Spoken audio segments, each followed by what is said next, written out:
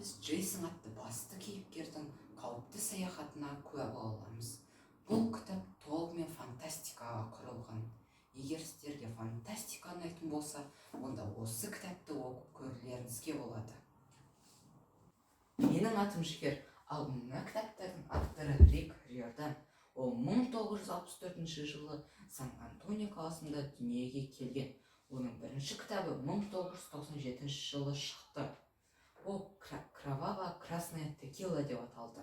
Бұл кітап мистикалық детектив жанрындағы ең үздік марапаттарға ие болды.